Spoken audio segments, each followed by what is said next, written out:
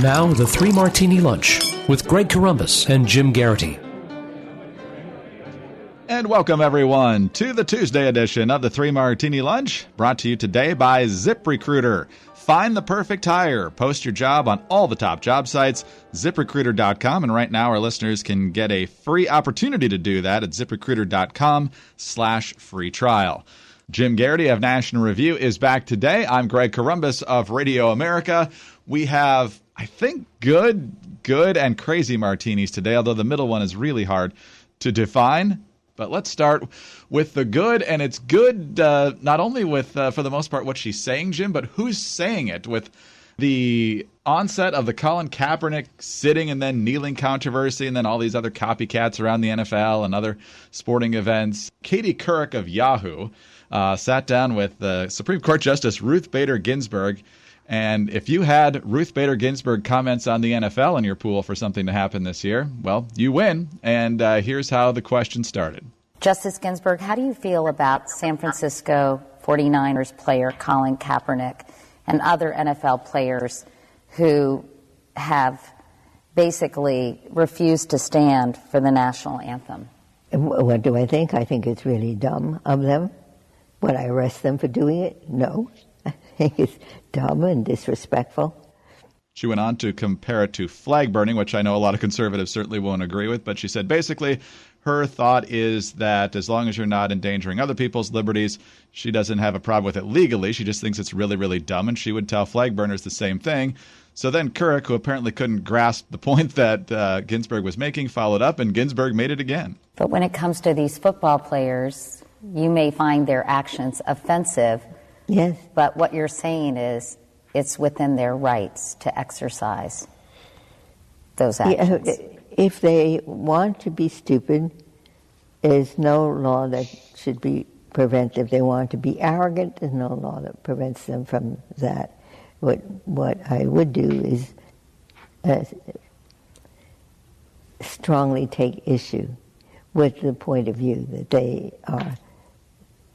they are expressing when they do that. So, Jim, Katie Couric trying to reinforce a point that no conservative is trying to make, that Kaepernick doesn't have the right to say this. And Ginsburg is basically making a point that most conservatives would be absolutely crushed for in the liberal media, for saying that these people are stupid, dumb, arrogant, and disrespectful.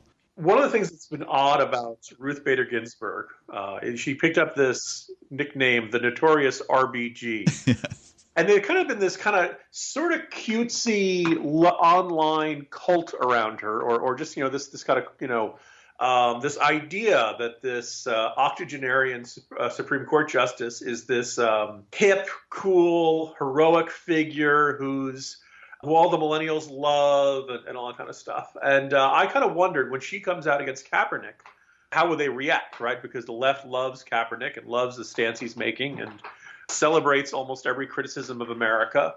And Ruth Bader Ginsburg is one of their heroes. Well, if you're wondering, Deadspin.com, kind of the Gawker version of sports, covered this with the headline, Ruth Bader Ginsburg says some dumb S word about Colin Kaepernick. So they had to take a side, and they chose a side. And some might find it really interesting. Now, I would look at that and say, okay, well, if that's the case, why have you spent all this time building her up as the Notorious RBG and all that kind of stuff? Ruth Bader Ginsburg is pretty much a standard issue liberal Supreme Court justice who has lifetime employment, who basically is a little more open about her interest in using foreign countries' laws or international law to change the Constitution, who's a little more open about her political views. She basically ripped Trump earlier this year to the point where even the New York Times editorial board had to say, no, you're really not supposed to do that. It's not unthinkable that some issue related to the election could come up before the court. If you're really ripping into him, like this, people, he has a really legitimate gripe that you can't be fair and objective and nonpartisan in your evaluation of any court and any cases that involve him. And she's getting up in years, shall we say. And I think a lot of people might remember that photo of her head starting to kind of nod down and drip down to the point where she was looking at her lap during one of the State of the Unions. She said she had too much wine that night. No, I don't believe anyone should give her too much grief about that. We've all wanted to do that during the State of the Union some year.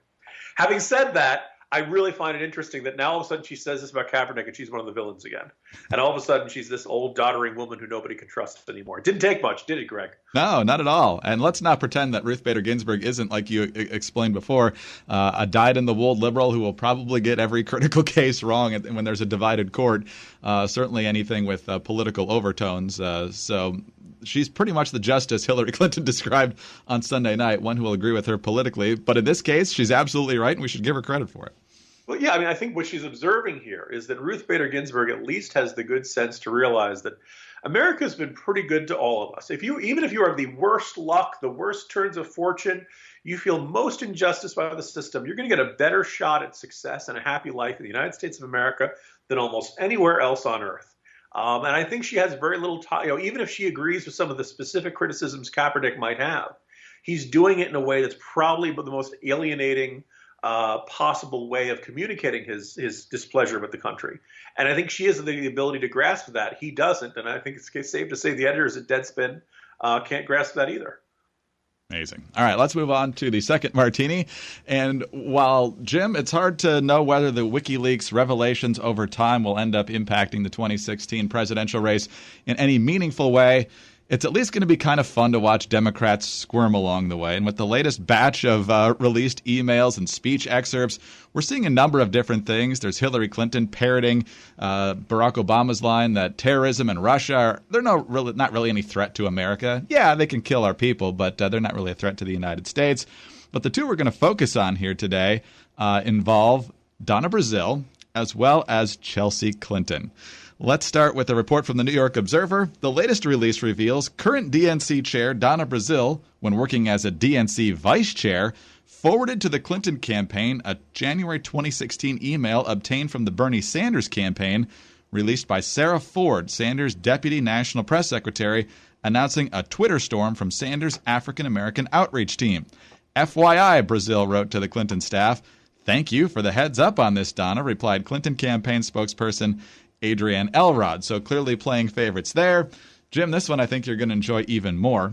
Doug Band, whose name has appeared on a lot of these different emails suggesting collusion between the Clinton Foundation and the State Department, has another email out that the Clintons probably won't like very much. This is from the Daily Mail. In a conversation from November 2011, which is when Chelsea Clinton stepped up to play a greater role in the Clinton Foundation, Band goes off about the former first daughter to Podesta, that's John Podesta, the campaign chairman, and Cheryl Mills, Hillary Clinton's chief of staff at the State Department.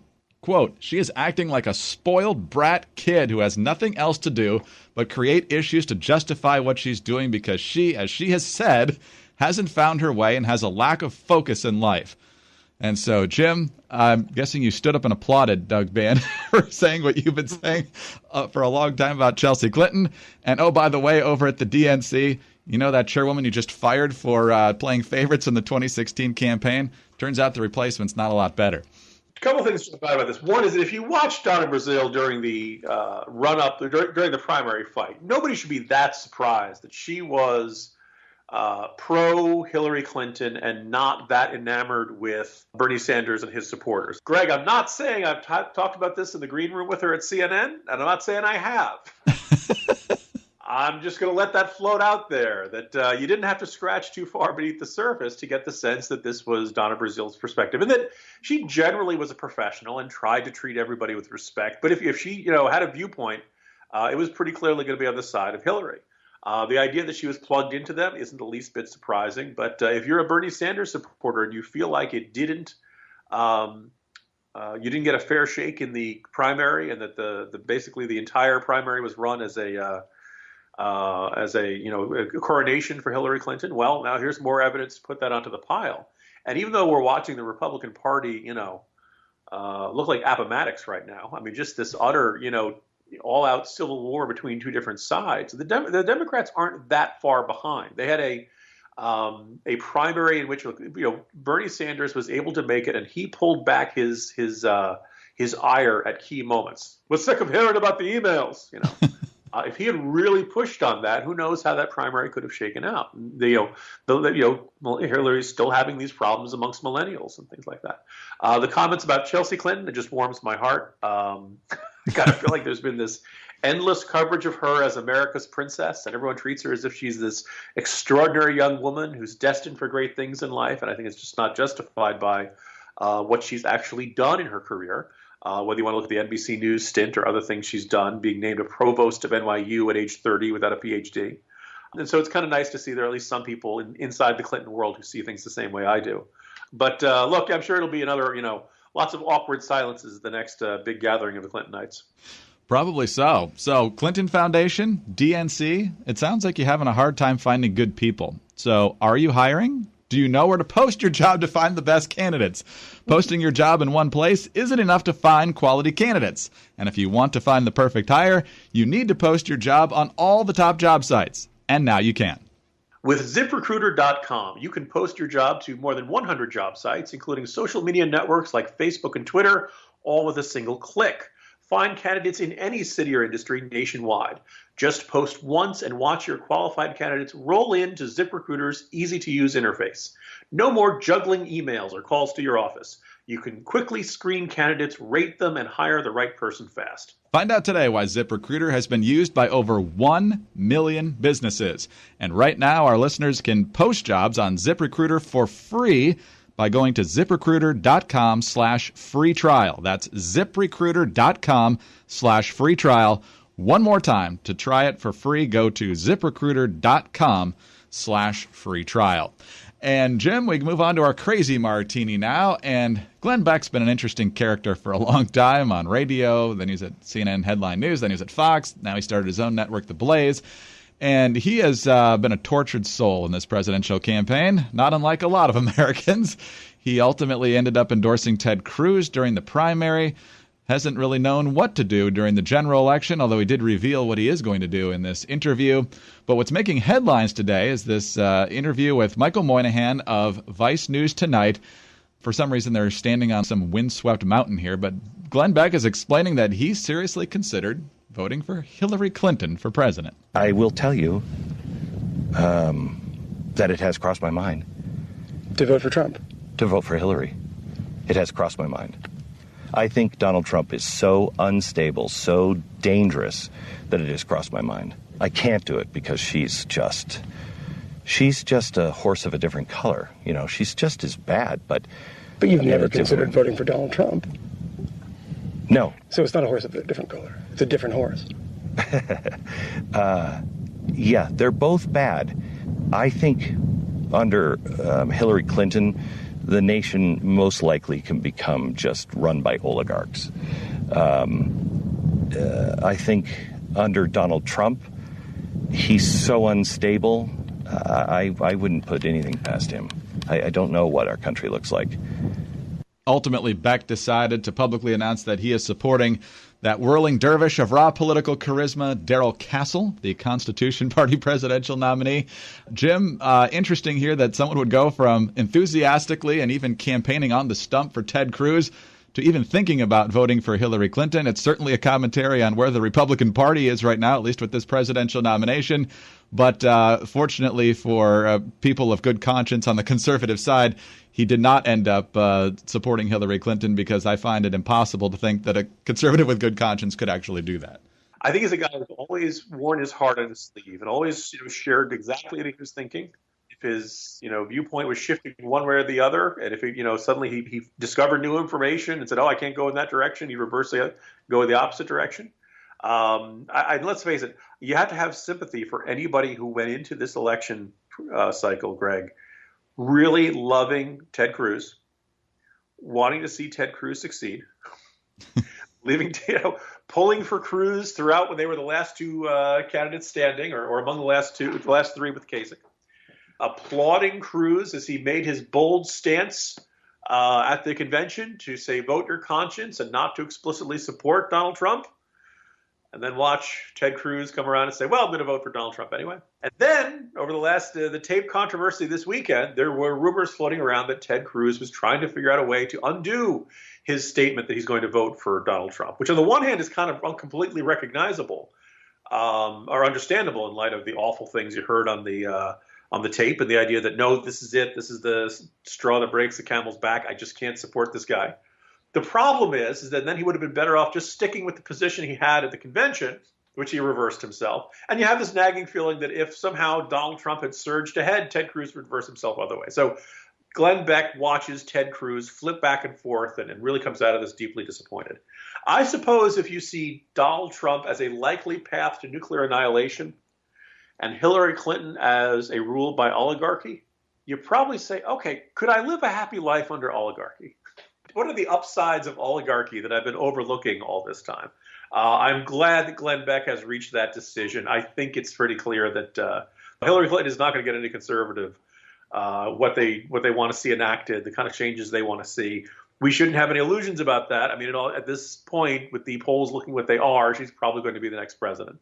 It does kind of exhibit just to the topsy-turvy kind of year that Glenn Beck can spend the better part of his entire political career denouncing Hillary Clinton. And then, at some point in October say, yeah, maybe she's not so bad. So that's the kind of year it's been, Greg. I was just going to say, all kind of microcosmed into one day where Ruth Bader Ginsburg is slamming down the Black Lives Matter movement to kneel for the anthem. Glenn Beck's thinking about endorsing Hillary, ultimately does not. And then you've got one of the closest figures in the Clinton Foundation slamming Chelsea as a spoiled brat. Can't predict anything that's going to happen this year. Indeed. Wow. Jim, we'll find out what happens tomorrow. Talk to you then. See you tomorrow, Greg. Jim Garrity of National Review. I'm Greg Corombos of Radio America. Reminding you that today's podcast is brought to you by ZipRecruiter. Right now, our listeners can post jobs on ZipRecruiter for free. Go to ZipRecruiter.com/free trial. That's ZipRecruiter.com/free trial. Join us again on Wednesday for the next 3 Martini Lunch.